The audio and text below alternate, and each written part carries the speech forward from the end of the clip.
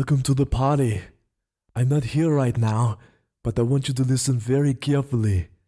These guys are very funny, so pay attention. Enough talk. It's showtime. Hello and welcome to Bags of Action. My name's Steve. My co-host is Pete. Hello. This episode we're going to be talking about the Equalizer 2 from 2018. But before that, we'll talk about a little bit of news. What news, Pete? Well, I don't know about you, but I always assumed that every country in the world makes action movies. I just assume that they do. Okay. But apparently they don't make many in Spain, but they do now. So Netflix is preparing to unleash Extremo, billed as Spain's first full-on action thriller. Starring Oscar Hernandez. I've just given me this just to make it really hard to say. And action movie specialist Teo Garcia. And it's a Netflix original film. Interesting. And it's about... Okay. The film picks up 2 years after protagonist Max's brother Lucero's betrayed their family, killed Max's father and son, leaving Max for dead. Now, hungry for revenge, Max begins a checklist-style spree of revenge killings after Lucero's hitman mercilessly killed the family of Leo, Max's new teenage protege. Okay, interesting, because I've just finished reading Born to be Bad, the book about talking to action movie stars and people who played villains, and you interviewed the writer, Tai Singh. One of the people that they interviewed in there is a Spanish actor who's done a lot of things like Clear and Present Danger with Harrison Ford. He played the villain. He's done 24. And he said in America, they get him to play any kind of Latino character or something like that, and he's usually a villain. It's an action film. Whereas in Spain and France and Portugal, they do a lot of romance films, and he goes and plays the male romantic lead. So... action over there would be very interesting for him. It's like, which way would he be able to go? Would he be able to be a hero or a villain? So that would be an interesting thing to see. Yeah, I think, 'cause, we've talked away from the podcast, and like all of us are probably watching more films and TV shows from different countries because of Netflix. So the fact that they're doing Netflix originals and actually almost changing the genre that a country is going to do is pretty cool, I think. Yeah, absolutely. It's nice to see Barcelona in a film rather than Toronto pretending to be an American city. It's true. I was watching something recently and I said they've actually either travelled to that country or other countries that are close enough approximation. It's not just LA is London, LA is China, LA is Spain. It's like, that's not, it's Treadstone. That's what I was watching. Okay. The Amazon TV show about, and I was like, they've actually gone to countries close to or similar to, and they had, as it turned out. So, Okay, my first bit of news is about the new Matrix 4 film. Ooh, okay. Is it about who's not going to be in it? Well, no, it's about who is going to be in it. Ah, okay. So apparently, the latest person who's in talks to join the cast is Priyanka Chopra, who I've seen in films... it's only in TV shows. Quantico. She was in the Baywatch film. I have not seen that, so I don't know. This is the new Baywatch film. Yeah. I'm trying to think what else I've seen her in. But she's an Indian actress who's worked more recently in America. And she's in talks, but already confirmed in the cast is returning Keanu Reeves, Carrie-Anne Moss, new names, Jada Pinkett Smith, Jessica Henwick, who we know from Iron Fist, Neil Patrick Harris. Oh, okay. Yeah, that was the one that's like, what?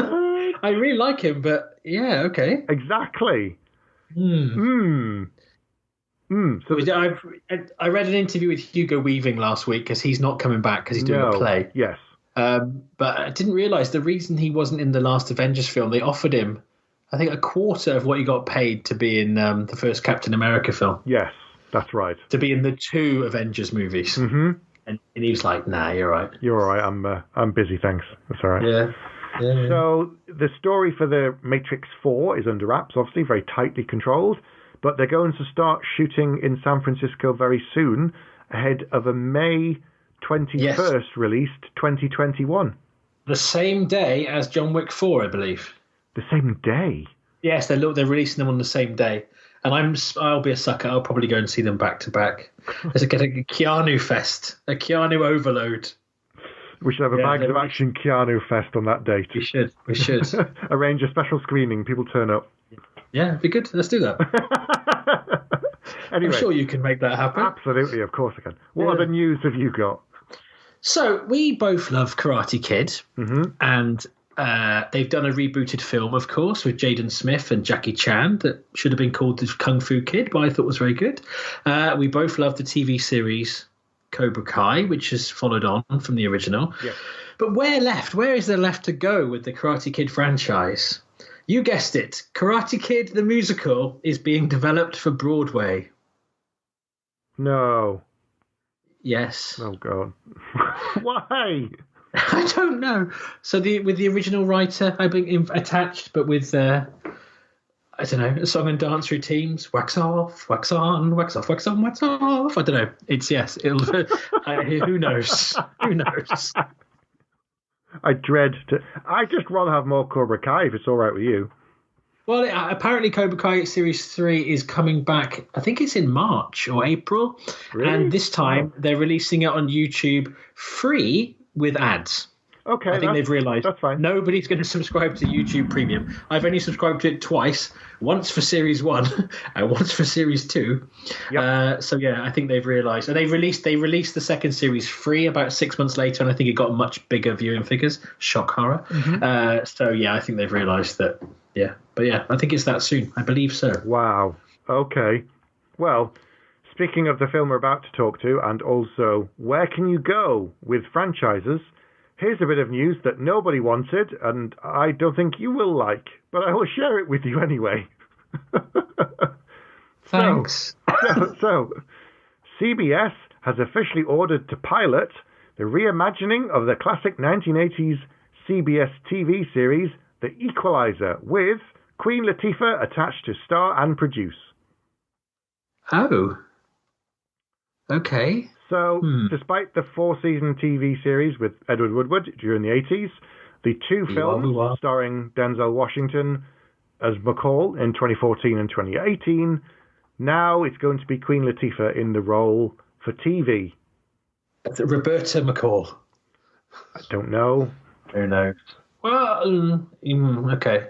So they've ordered a pilot. That doesn't mean the TV series will go anywhere. It doesn't. We've known several shows that have had several pilots and they haven't actually ever gone anywhere. And then sometimes it takes, a few more reimaginings. Just look at Lock and Key, third pilot, and now it's actually on TV. Yeah.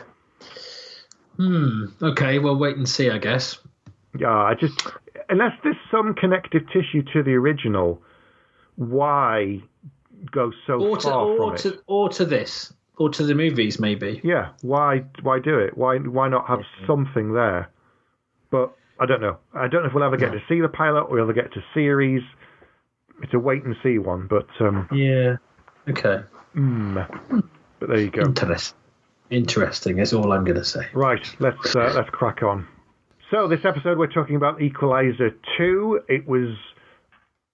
We previously discussed Equalizer 1 a while ago now. So interestingly, we said this is the only film that Denzel Washington has done a sequel to, and it's also the returning director as well, Antoine Fuqua.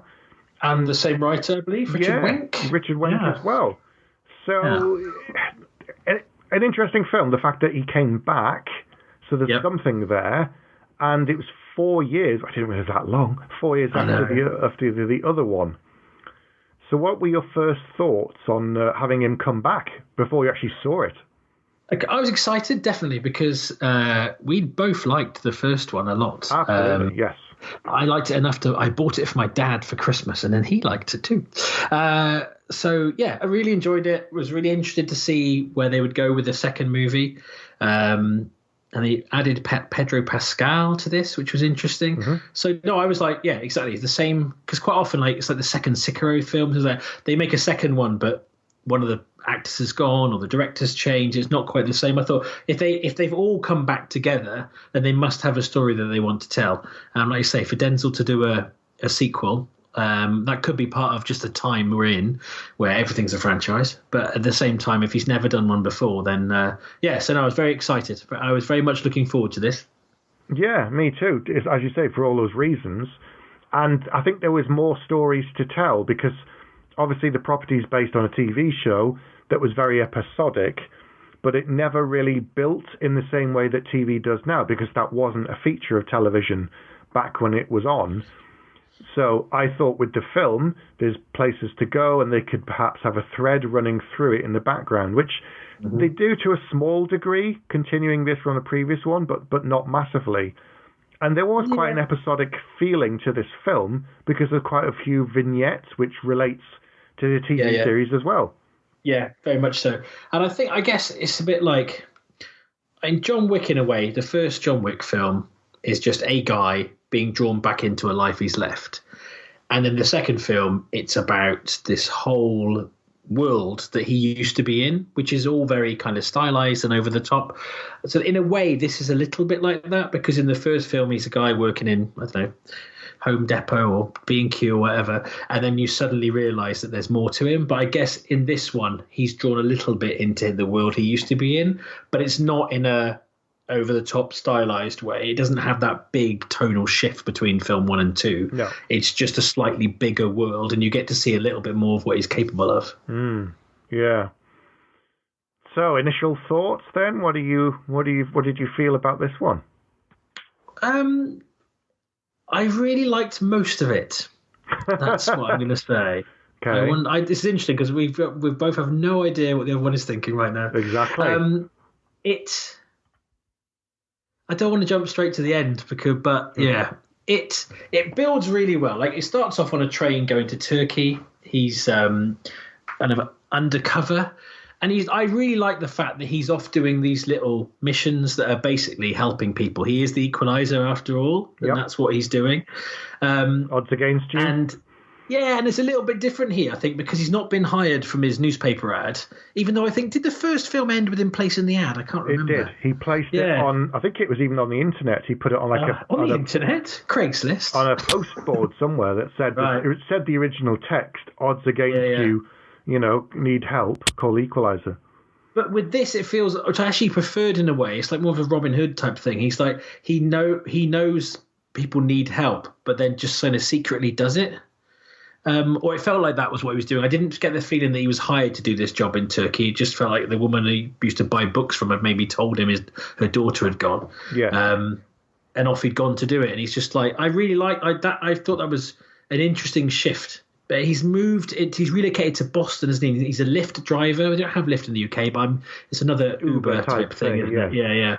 Yeah. And he's a real people person. He's open to languages and culture. He just comes across as a really nice guy.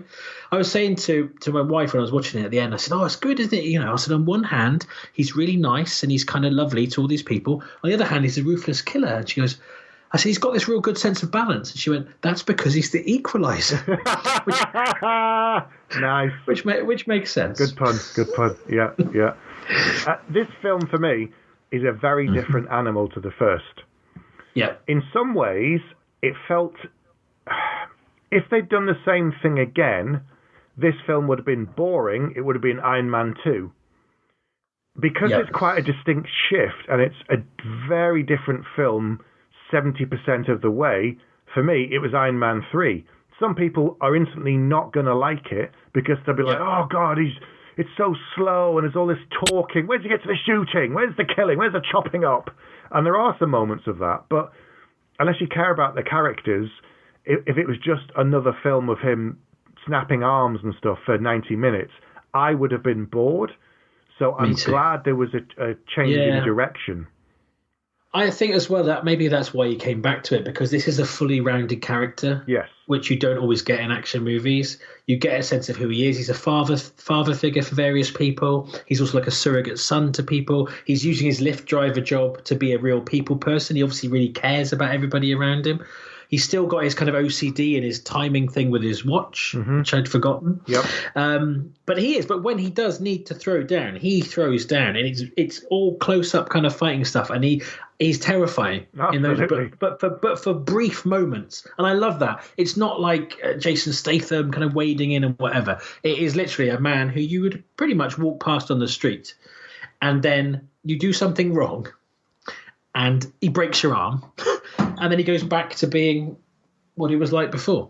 and it's like he's got that stillness about him, which I think's really, really intriguing. So I agree. A really interesting thing I noticed, which I may not have realised in the first one, I probably did, I don't know, is that stillness, as you say, because he never loses his temper throughout the film, except for a couple of moments. Whenever he's talking to these people who've done something bad, the guy in the train at the start, the 5 guys in the hotel, 5 or 6 guys, he's very calm, he's very quiet, he's very collected. He's, you give me a 5-star review, and it's all very quiet. The only time he loses it is when he's talking to the young guy who he's helping. Miles. Is it Miles? Yeah, I think it's Miles. Yeah. Miles. When he's basically saying, "Oh, I'm going to do this and do that," and he goes, "Really? You want to know? You want to know?" And he absolutely loses it. Yeah, yeah. And Denzel's right in Miles's face, saying, "You don't know death and you don't know pain," and it's like, wow, all of that is right there under the surface. Yeah. But because he's OCD and he's always in control and he's always so tightly wound, that's the only time you see the crack that comes out. Even when, we'll come on to it, we'll spoil this film all the way. When he loses his friend, he never loses his cool except for at that moment. And I just thought that was very telling. Yeah. And I think what I really like here, again, he's kind of emotionally detached, like you say, until it's someone he knows. And then you do see something in his eyes that he is genuinely hurt. It's like, it's that thing of make an action movie, but with a really, really good actor. It makes a huge difference. Yes, yeah. And as you're saying about the fighting, I like the fact that when he goes to town and he starts fighting, it isn't the 27 punches in the chest and then a roundhouse and they get knocked out. It's like, no. Yeah, obviously Denzel isn't special forces and all the rest of it, but someone's taught him and someone showed him how to choreograph the fights, that they look really quick and really painful, and he puts people down in the fastest time and the quickest way possible to do the maximum damage. Like at one point, I swear, he jigsaws one guy's arm into like an S shape. Yeah. And I had to look away from the screen. I was that looks so painful. It looks so bad. And the crunching sounds. Oh, man, the Foley people had their work cut out on this film. Yeah. Yeah, they did. But he takes out multiple people. But usually, when you see that thing, it's like they queue up one by one, and it's all very, you think he'd never do that. But he is again. It's a military thing. It's like a Krav Maga type thing. It's just he's just looking. He's already worked. I love the fact he's already worked through the scenario before he starts. Yeah. So they've got no chance. No. I love that. I absolutely love that. There's the guys that have been abusing the woman. Yeah. And they've chucked him in his cab. And then he goes back in, and I just thought, I don't feel sorry for any of you, but you are going to get fucked up right now. He takes out one of them with the credit card and just slices him across the forehead. Yep. It's like, oh, no. Oh, dear. And he snaps one guy's neck, just pop. I was like, oh, my God, this is going to hurt so bad. So bad. Oh, dear. Yeah. When you get a chance to cheer extreme violence, those are one of the few times. Yeah. Yeah, he's as you say, most of the time caring, kind, compassionate, giving, supporting his neighbours. But when he flips that switch, he's absolutely terrifying. Oh. And I do love you said about the way he is with Miles, and that moment was really shocking. Yeah, because he's like giving him a bit of advice, and he doesn't know him that well, and then he's really like, and you think he basically, the guy's brother died, didn't he? The guy was a boxer, and I think was killed in a gangbanging kind of incident. I'll rephrase that. And I think he's basically trying to teach him a lesson, but he teaches him in such a powerful way, and then he's trying to steer him away from that life. It's really. He chucks him a Ta-Nehisi Coates book as well at one point and tells him to go away and read it. I thought it was really clever because I didn't know where that was going when this guy comes out and starts, talking about painting the wall. I thought, was he the guy who did the graffiti? Is he going to be a problem for him? But actually, no.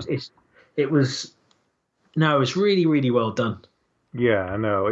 So the interesting thing was he was reading that book anyway. Right, okay. So I saw that at one point it's when he's sat reading his books, he's reading the Ta-Nehisi Coates book, and then later on he pulls a different book, even the same book, off his bookshelf and throws it at Miles and says, "Read this, and then we'll talk." And I thought, that's nice. That's a nice touch. And it links in because it all. Another thing I really like, the more we talk about it, is this. Like, you have the kind of set up and payoff, but all the little bits are interwoven. Like the girl that he saves at the start, his mum is it a librarian or a bookshop? I can't remember. Owner. Bookshop, and he's like, "Sheila, you still working through the 100 books you need to read before you die or whatever?" And he's like, "Oh yeah, I'm going to start on another list soon." You think it's just this guy who is lethal, but is basically he's a widower and he's just feeding his mind, and it's just I think it's a.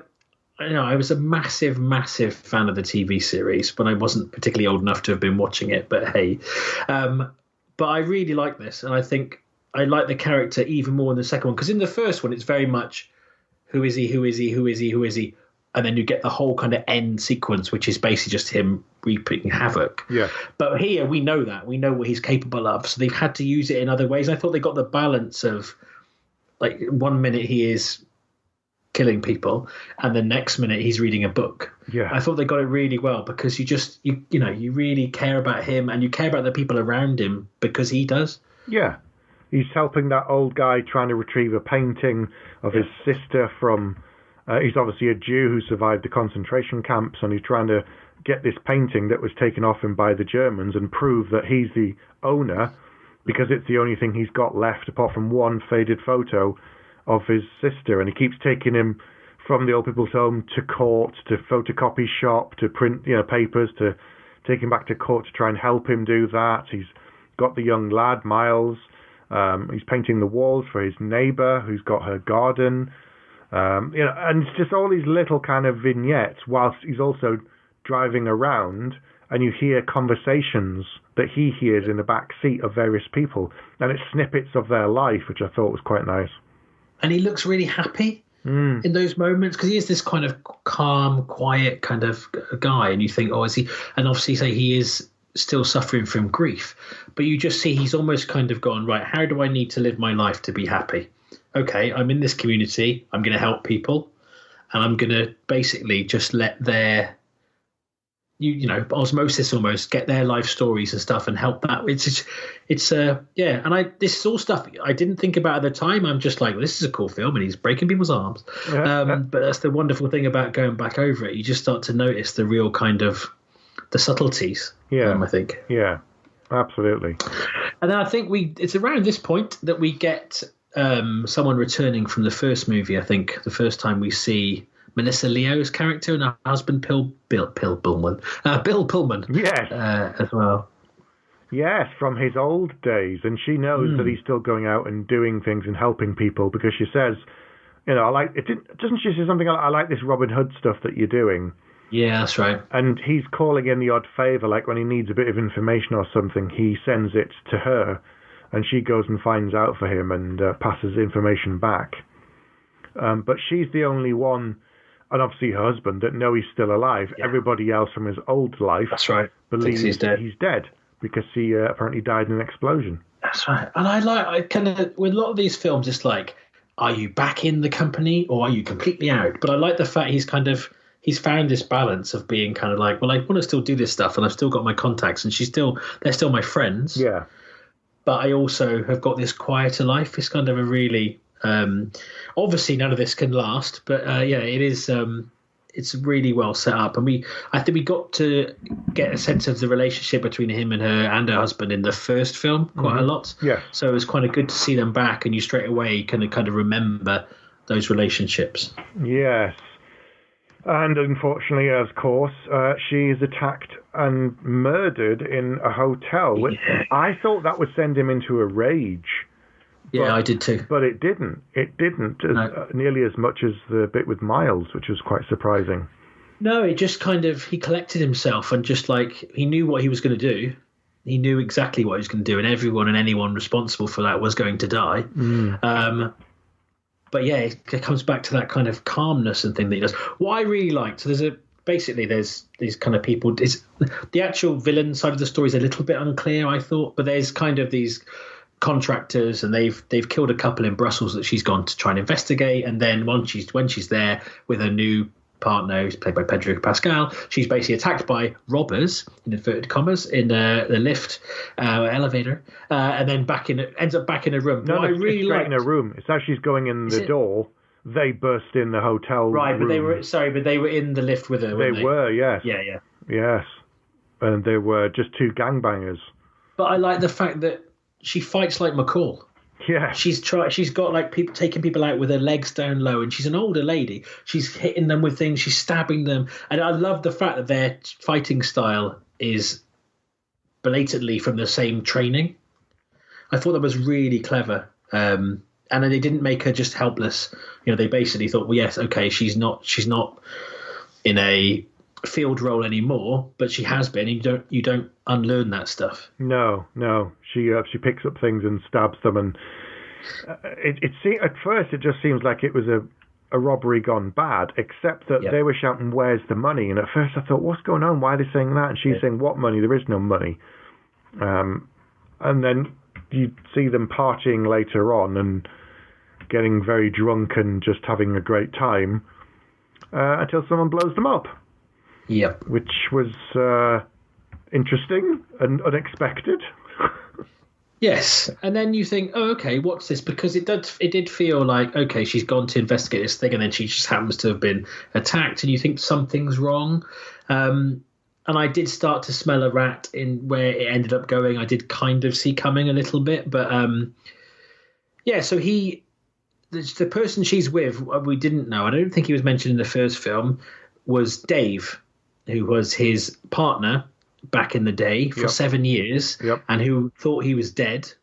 I made a note here saying, they should have called him Mickey, and then later crossed that out for a number of reasons. But yeah, so we kind of, you start to realise that this is not a random robbery. It's an assassination linked to the other killing that we saw earlier in the film.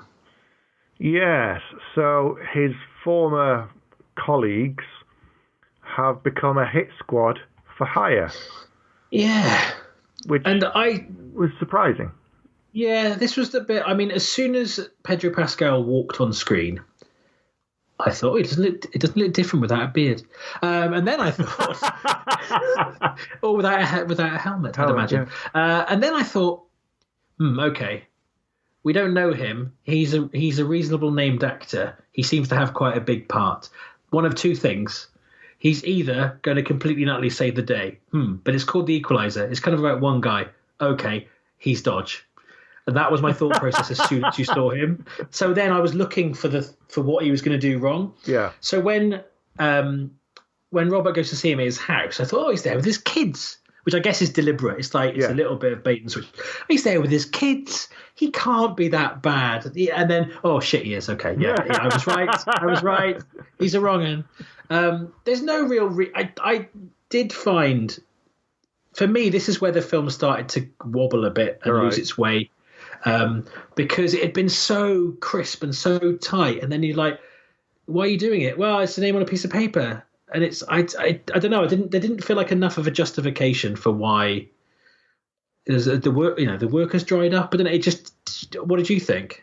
So from what he was saying, the way he justified it was that I got the feeling that he'd been burnt by working for the government. That they say to him, go here and do this, kill this person, and he does it, and he believed he was doing it for country. And, it was for the right reasons, and the people they were killing were seen as, bad, in inadvertent commas. And then they essentially said, thanks for your service, you're done. And him and the rest were not fired, but let go after so many years. And he lost faith in the system, and he lost faith in the powers, so he took a private contract job, essentially doing the same thing, where they get a name on a piece of paper and they kill the person. They don't ask why. They don't care. This time, they get a load of money for it instead of being told they're doing it for the greater good, which is why Dave could afford to live in a giant house and have 2 or 3 kids and a big car and all of that. Yeah. I think it just was so sudden because I'm going to compare it. One of the films, action movies, I always think, well, I kind of see the point of this villain, which I guess is, the best films, the best books, you have as much understanding of the villain as the hero, and you can flip the film round. It can be their thing. The Rock, I always cite as an example because, although I forgot the name of the actor, Ed Harris. Ed Harris's character in that, I go, well, I don't agree with you, but I can see your point. I can see you have a point to make, and you 100% believe it. I think here, maybe because we just didn't see the character enough, maybe it's because they're just being reintroduced to each other. It just felt a little bit, I don't know. It didn't feel set up enough for me. Right. And the biggest thing for me is like, then you see, we get kind of like a revelation of what happened. And not only did he allow her to be killed, he actually was the one who stabbed her to give her the final blow because she wasn't quite dead. Nope. And you just think, even if you went through all this and you were a bit disillusioned, that's still the person you work with. I don't know. But hey, I'm not a trained killer. What do I know? I think he said the only two people who could have worked out what were going on were her and you were dead until you walked up to me in the park. So he thought, with Maybe. Susan gone, that's, they're fine. His tracks are until covered, he then turns up and goes, right. And then he starts looking into it, and he must have known at that point McCall's going to keep digging, which is why one day when McCall's driving, a guy gets in the back of the car and says, oh, yes, this stuffed rabbit or whatever it was is for my daughter, and yes, take me to the airport. And McCall knows straight away. Yeah, I love that. He's clocked the guy. He knows he's dodgy. He bounces him around the car, sees him coming in with a knife, bounces him around, gets the guy's gun, and just boop, boop, boop, dead straight away. No messing, no kind of, faffing. Just like 2 or 3 shots to the head. It's like, oh, man. Dumps the body, burns the car. So it's that thing of he thought it all through. He knows what the police will look for. He knows how to get rid of the evidence. He knows how to get rid of the body, and off he goes. Yeah. Again, Lou was like, "What? So that's ridiculous. He's just killed him in his cab. How is he going to get rid of the? Oh, okay, it's on fire." Yeah. What's he going to do? Oh, yes, I see. Okay. Yeah. Well done. Fair enough. Well done, Robert. Yes, you thought this through. Well equalised. That's not your first murder, I see. Oh, okay. All right. Good. Yep. Yes. Put that on your LinkedIn profile. Well done. Good at body disposal. Yep. Tick. Yeah. Yep. Certainly. Because, you'd be rubbish. Imagine if you did all, most of these films, they do leave a ridiculous trail. I always get, when I was younger particularly, I'd be like, how are you going to get away with all the stuff you've done in this film? But here, he's covered his tracks. It's good. Mm-hmm. Yeah. I like the bit where he tells Dave that he knows it's him. He's gone to his house. Yeah. And then he goes outside and all the boys are there and he's talking to them. And then he says, oh, I'm just going to get a lift with the wife and kids. Yeah, is that okay? Okay, great. And he's smiling. Yeah. He starts smiling at Dave. And he picks up the little girl and he gets in the car with the wife. And it's like, yeah. I think that was kind of rubbing salt in the wound a bit. That was a bit cheeky. Yes. But I think he needed to kind of show himself because they'd come for him. Yep. I think he wanted to. Well, he did. I think the rest of the film is him flipping it, as all good people in these situations, these type of films do. He's like, "No, you're not coming after me. I'm coming after all of you." Yeah. But they do the thing that they always say in films. Yeah. They go after everybody around the person first. Yes. Starting with Susan's husband, I think. Yes, that's right. And he hides him away at a motel where no one will find him. Mm-hmm. After sneaking him out. I thought he would have killed 2 of them in the house there, but he didn't. No. He got Brian, played by Bill Pullman, out and then just left. I thought, oh, okay, that's fine. Maybe there just wasn't time. Maybe. He stopped. Once she was killed, he stopped checking his watch. Did he? So I think, I wonder if that was a deliberate thing. Like before, it's all precise, it's all very, and now it is more emotional because he's not having to do that. Yeah. Or it's a coincidence, or they forgot. One of those things, yeah, definitely. Yeah, one of those things. But I like to think it was deliberate because it was something he'd done all the way through the first film and all the way through the first half of this film. I thought the scene with Miles in the apartment where they go to McCall's home and Miles is in there painting, that was quite tense. Yeah, it was. You know, and everyone needs a bookcase that's got a panic room behind it. I'd like one. Yeah, me too. Who wouldn't want a secret room in the house? It's so cool. A two-way mirror. Exactly. But I think I like this because it was very tense and you weren't sure if he was going to get away and stuff. And then he leaves too early, which was clever because I thought, hang on, they've literally just walked, the door is barely closed and you're already up and out of that safe room. You want to just chill there for 20 minutes maybe, just like get yourself together. And then they got him. But I found that really weird because they grabbed him. They've got leverage. They've got a person that Robert cares about. Maybe. And he's kind of the backup plan. I found that really weird because you almost forget that they had him because the whole kind of end sequence, he's not. And maybe it's too predictable. Maybe it would be too predictable for them to go, you know, you've got the person come out with a gun to his head kind of thing that other films do. But I thought, I don't know, it was a weird decision, I thought, to capture him, but then only make him the very, very, very, very last contingency plan. Yeah, he was the backup in case something went wrong, which it inevitably did because they were dealing with McCall.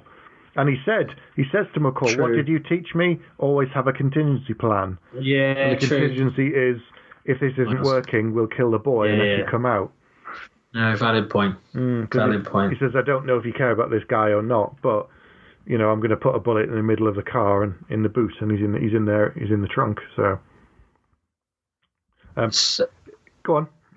What did you think of the storm and the whole kind of, because we're more or less at the end now, the big end sequence?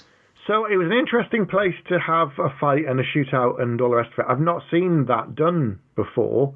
No. I'm trying to think of another fight scene that's been done in the middle of a storm. Cape Fear, maybe? I don't know. Yeah. That's probably the closest thing I can think of.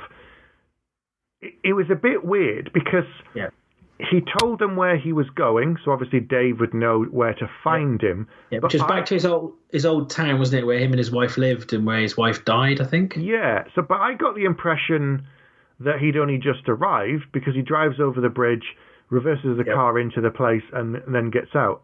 But when the blokes are walking around, there's pictures of Susan pasted on buildings all over. Maybe he sent the old man to the copy shop got him to do it first. I don't know. No, I know what you mean. It is a strange. I'll do what you said. It's either he had been there before, or they just didn't think about timing, or they just got it wrong. Or they went, we haven't really explained this storm. Hang on a second. Let's put in an extra scene where the policeman goes, "You can't go there. The road's closed." And he's like, "I'm just got to get one thing." The gas is switched on. Okay. Yeah. Anyway. That old chestnut. And they're putting, it's been like an hour and a half. What's he doing? How long does it take to check the gas? But I did enjoy the fight scenes there. I enjoyed the inventiveness. I enjoyed the fact that he used different things. The bit in the bakery was particularly nasty because he knew their techniques because he knows how they clear buildings. Kick open the door, throw in a flash bomb, wait till it clears a second, and then go in after it. They did it on the first couple of buildings. You know, look for McCall, go in, he's not there, then he go in. And then when he gets that third one with the old bakery, and he starts the fans going and puts the flour everywhere. Oh, that was grisly. Yeah. It was. I think I was quite thrown by this whole ending because he kind of ignored them in some way. And you think, well, why would you go there? You know what he's like. Why would you? I don't know. I found it a bit weird. But I think they wanted to make it very different. Because I think the first film, the ending is all in the kind of warehouse. It's all in the dark, pretty much. Yeah. And it kind of has got its own feeling to it. This felt like almost a different film in some ways. And it just threw me. And I think, but the more we talk about it, maybe I need to watch it again because it threw me to the point I was like, I'm not really sure what's going on here. Because it felt so different. But I don't know, stylistically, like you say, it was a very interesting choice because I've never seen anything quite like it before. No, like he takes out one guy with a harpoon, one guy with his own flash grenade, one guy with a knife and cuts him like 17 times. And then the bloke finds him and goes, "Are you okay?" And he's there like, and he's just like squirting from a dozen wounds. It's like, yeah, that guy's not getting back up. I can't even remember how he kills the other guys until the final fight, but They all die in really unpleasant ways. Yeah. But even with this, because you think, sometimes in these things they can build up and go, oh, now he's going to meet his match. But no, he still does it very quickly and efficiently because he is that good. Yeah. The fight between the two of them on the roof with the... Again, it comes down to a knife. And, that was nasty as well. Just like he knows where to cut and he knows how to do it to take someone out quickly. I mean, they're evenly matched up to a point, but equally McCall is the older guy and the veteran, and Dave... was his partner for 7 years, but McCall's been doing it a lot longer, and he just absolutely takes him apart. Yeah. Oh, gooey. Proper gooey. Yeah, and then there's like quite a touching resolution at the end. Miles is okay. Miles goes back to school. Goes to school, yeah. I like the little part where he goes, and shit, and this, I mean, stuff. He corrects himself. McCall isn't even there, but he corrects his language himself. Yeah. Nice. I think the ending is like how much of an influence he's had on all these people, because that's happened. The painting on the wall's been redone. Yep. I'm assuming Miles did the new mural. The lady whose garden had been destroyed, and then they said, "Oh, we're sorry, we didn't believe you, old man." And I thought, don't be the painting. Don't be a £5 million painting. And no, it's much better than that. It was his sister. Yes, that was hell of a surprise. Yeah. I was thinking the painting and be like, well, he gets the painting. It's like, no, it's not the painting. This is even better. It was never about the painting. No, it wasn't. And that was the whole point. Mm-hmm. So, he gets resolution for his friend. He's helped all of these individuals. They've all their lives are a bit better for him being there. He's completed his 100 books to read, and it's like, okay, what's next? And he's back to the same place, whereas like the first one, it kind of, you knew he couldn't carry on with where he was. Mm-hmm. But I like the fact, because quite often in these kind of films, it's like, and then they chuck their jacket over their shoulder and off they go to the next place, particularly with this kind of character. But I like the fact that he's actually, everything's been put back nicely at the end, back to his building, back to his community. Yeah. But it was a very different film. It really was. I at first I thought it was slow, and then I thought, okay, no, I've come in thinking it's going to be the same kind of choppy, snapping, lots of Russians taking them apart and that kind of thing, and it isn't. I was focusing on the wrong thing, because the first film, for all of that, is all about helping this young girl escape the life that she's been trapped into. The rest of it is just window dressing. It's just how he gets there. I think they do a good balance, because like they throw you straight into the scene on the train, where he does kind of doesn't mess about there either. Yeah. And then you've got, so they do pocket it with like the bit with the girl. He is still doing little, I guess it's kind of more of a half and half. He's kind of doing a bit of this and a bit of that. But it does remind, I'd forgotten how ruthless he was. And then like 20 minutes in, I'm like, God, I do not want to get on the wrong side of this. 5 stars. Don't forget this 5 fictional. stars. I do not want to get on the wrong side of this fictional character. Yeah. Which is power to him. But you're right. It is very different, but it's that age-old thing. Like it's a really fine line to be different enough, but true to the character, so that it doesn't feel so different that you're thrown, but it doesn't feel so similar. You're just like, oh, great, you just tread the same story beats, but with a different bad guy. Yeah, which a lot of Iron films Man do 2. on a sequel. That's it. Iron Man 2 again, and I was like, versus doing something different and keeping it true to the heart of the film. Iron Man 3, turning on its head, doing something really different. I'm with you there. Yeah, this was a good progression. As much as I would kind of like to see him do another one, I don't think they should. I don't know if they will. Maybe, they could come up with another story, but with the TV series thing that I spoke of earlier, with the doing a TV pilot, I probably don't think they will do another one, because it would be rare for Denzel to come back for a third time for any kind of film. Yeah. Yeah, and I think, Fuqua's got other things going on. He was shooting a Mark Wahlberg film here in Cardiff, of all places. Really? Recently. Yeah. Okay. They blew see them blowing up cars on my way to work every morning. It was a very surreal week. Nice. Okay. But they just literally, that's something, is a massive Hollywood film that came to a city for one scene. They closed the road for one scene. Really? And they did it for a week, and then that was it. So armored car flipping over. Anyway, so he's doing other things. I guess Denzel's doing other things, and he's always tried to do a balance of like, I really like about his career. There are some actors that get more and more into like the franchise world. Yep. And there are some who just stay in the kind of more, I guess, serious roles. But I think he's got a really good balance, and kind of like, he doesn't seem to be afraid of, he's probably the only actor living now in Hollywood that hasn't been in a superhero film, which is all the better for it, I think, because I think he's just such a great actor. I don't think I've ever seen him be bad in anything ever. No. He's a very talented guy, really talented guy. So, are we ready to give it some scores? Yeah, I think you should go first. Okay. So, it's a different animal. It's an interesting film.